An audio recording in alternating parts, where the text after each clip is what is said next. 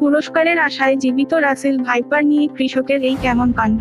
50,000 টাকা পুরস্কারের আশায় জীবিত রাসেল ভাইপার সাপ নিয়ে ফরিদপুর প্রেসক্লাবের সামনে আসলেন রেজাউল খান নামের এক কৃষক। রেজাউলের বাড়ি ফরিদপুর শহরতলির আলিয়াবাদ ইউনিয়নের কাদেরের বাজার এলাকায়। সে ওই এলাকার মনোরুদ্দিন খানের ছেলে। শনিবার 22 জুন রাতে তিনি ফরিদপুর প্রেস ক্লাবে সাংবাদিকদের সামনে জীবিত রাসেল ভাইপারটি দেখান।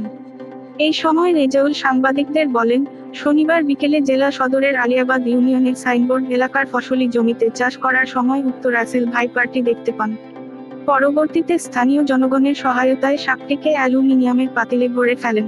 পরে প্লাস্টিকের নেটের আবরণ দিয়ে উক্ত পাতিলের তার মুখ বন্ধ করে দেন।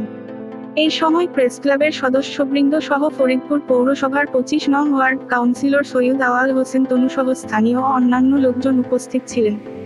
রেজাউল পেশায় কৃষক, তবে মাছ ধরার কাজও করেন। রেজাউল জানান, 2 দিন আগেও তিনি একটি রাসেলস ভাইপার সাপ মেরেছেন। বিকালে মাছ ধরতে গিয়ে এই সাপটি দেখতে পান। পরে তোয়ালে দিয়ে পেঁচিয়ে সাপটিকে ধরে ফেলেন। এই সময় সাংবাদিকদের প্রশ্নের জবাবে রেজাউল জানান, স্থানীয়দের কাছে জেনেছেন, জীবিত রাসেল ভাইপার সাপ ধরতে পারলে ফরিদপুরের নেতারা পুরস্কার দিবেন। এই কারণেই মূলত জীবিত সাপটি ধরেছেন তিনি।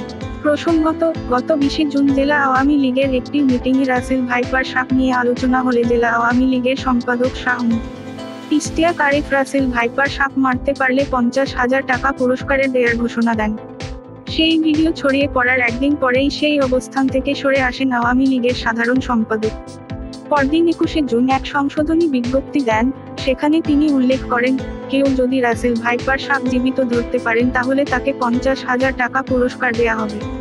আগের বক্তব্যটি ভুল বোঝাবুঝির কারণে বিকৃত করে প্রকাশ হয়েছে বলেও ওই বিজ্ঞপ্তিতে উল্লেখ করা হয়।